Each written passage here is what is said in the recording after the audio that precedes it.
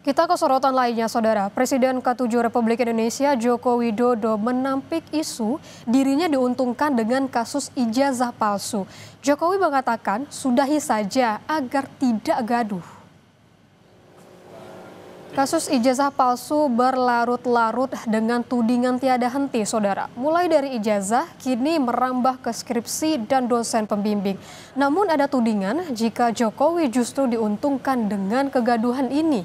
Jokowi meminta agar persoalan ini segera disudahi. Ya kalau gaduh terus ada yang merasakan itu keuntungan bagi saya, ya jangan gaduh.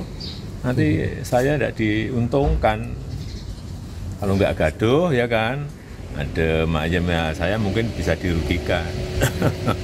Kalau pada seneng saya masih diuntungkan, nah, ya buatlah gaduh.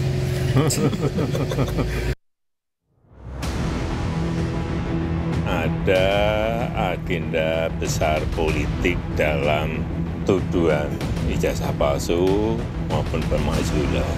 Artinya memang ada orang besar, ada yang backup. Ya semua udah tahu.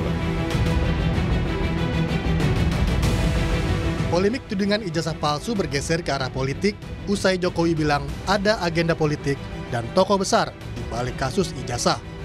Namun tak jelas siapa tokoh yang disasar Jokowi. Usai Jokowi menyebut tokoh besar di balik kasus ijazahnya, relawan Jokowi menambahkan dengan bawa-bawa kode warna partai asal tokoh besar yang dimaksud Jokowi.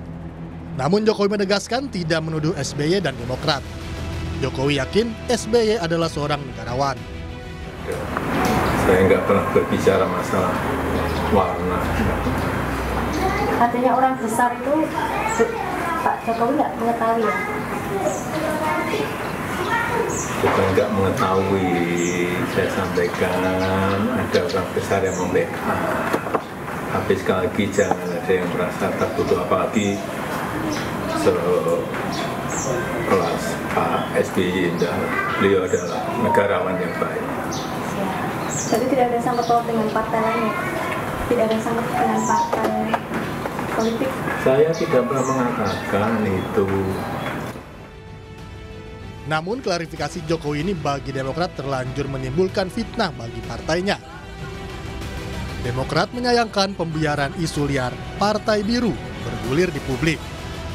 Statement Pak Jokowi kan pada tanggal 25 Juli kan, seharusnya sebagai seorang negarawan, seharusnya sehari setelah statement itu, seharusnya statement yang meluruskan tanggal 31 itu, seharusnya sehari setelah dia melakukan statement itu harusnya dijelaskan ya, supaya tidak ada diskursus di masyarakat. Berarti merasa ada fitnah ini? Oh iya jelas. Oh fitnah? Kami difitnah. Merasa difitnah? Ya betul. Oleh? Ya oleh segelintir pendukung-pendukung Pak Jokowi. Peneliti politik Saiful Mujani Research and Consulting, Saidiman Ahmad menilai semua kelompok bisa ikut menari di atas polemik ijazah, terutama pihak Jokowi sendiri. Terlepas dari kelompok mana yang menabuh gendang ijazah ini, menurut saya semua pihak bisa menari dan ikut berdendang di atasnya. Saya melihat bahwa justru gerbong dari sang mantan presiden atau Pak Jokowi yang mestinya bisa menari dan berdendang lebih riang.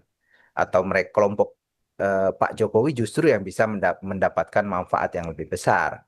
Sebagai mantan presiden yang tidak lagi memiliki kekuasaan eksekutif, namun menolak untuk meninggalkan dunia politik, instrumen receh begini ini membuat beliau tetap relevan di tengah masyarakat yang memang gemar dengan sinetron.